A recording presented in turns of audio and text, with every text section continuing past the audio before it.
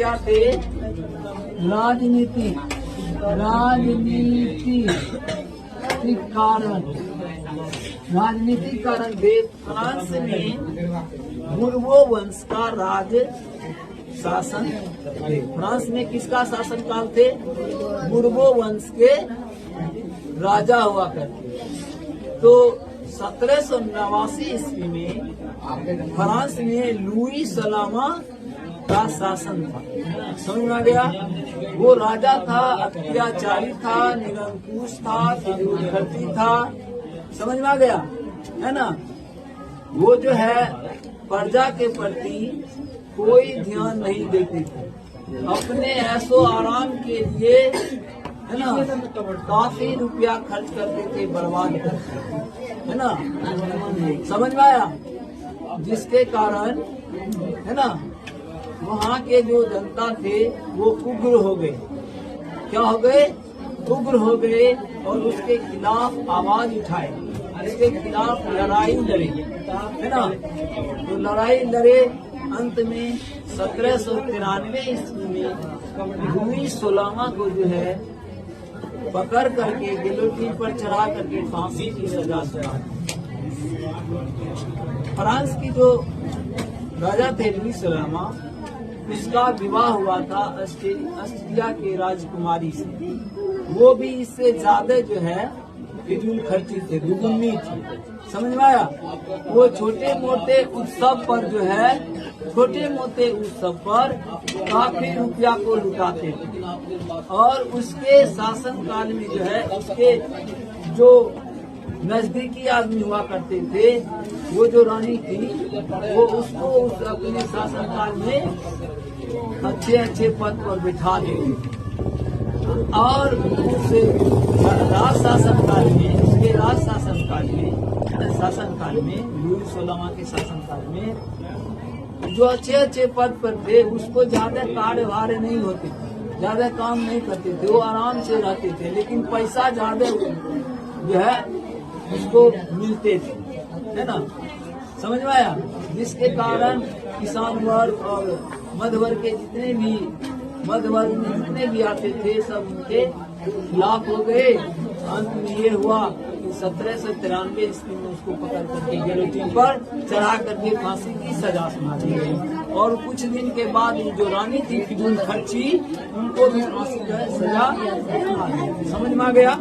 अब आ गया, वो तो राजनीतिक कारण वो थे। अब सामाजिक कारण में क्या है? तो वहाँ जो है फ्रांस की क्रांति में है सामाजिक कारण में क्या थे? तो समाज को 3 वर्गों में बांट दिया। कितने वर्गों में? 3 वर्ग में।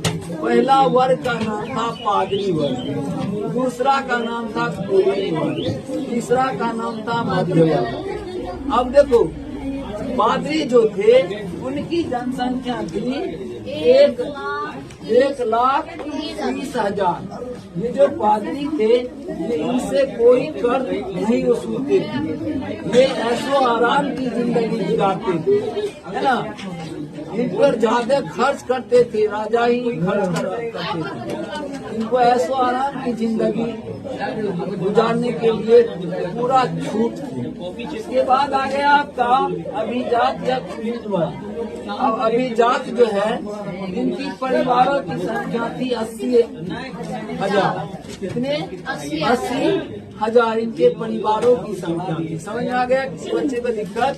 उसमें जो उस 80,000 परिवार में, उसमें जो है 40 लाख जो है व्यक्ति थे।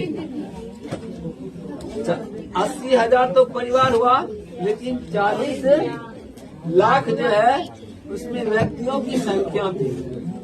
इनसे भी कोई कर नहीं वसूलते थे, इन पर कोई कर, कोई टैक्स नहीं देते थे। समझ में आ गया? लेकिन इसी में तीसरा जो वर्ग थे, ये मध्य वर्ग थे। इसमें आपको क्या आता है? इसमें मध्य वर्ग में बड़े व्यापार हो गए और व्यवसाय हो गए, शिक्षक हो गए, लेखक, जज, किसान, शिल्पकार, अध्यापक, वकील, छोटे किसान, ये सभी आते थे। इनसे कर वसूला करते, इनसे कर वसूलते थे और जो कर इससे वसूलते थे वो इन लोगों पर खर्च करते थे। मेहनत करे ये, परिश्रम करे ये, सब चीज करे ये, भोग विलास करे ये तीन वर्ग और पांचवी वर्ग। समझ में आ गया? जो कि ये जो मध्य वर्ग ये सब जो सब आते हैं इनकी 90% जनसंख्या है। और सोचो इस पर कोई विशेष अधिकार नहीं थे, विशेष अधिकार इस पर कोई जो सुविधा नहीं देते थे।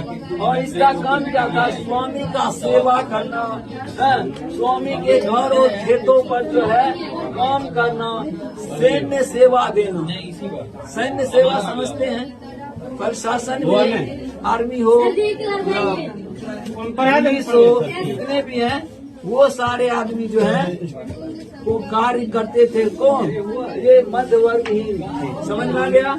उसके बाद आइए सड़क का निर्माण में जो सहयोग करते थे ये मध्य वर्ग ही करते थे। समझ में आया?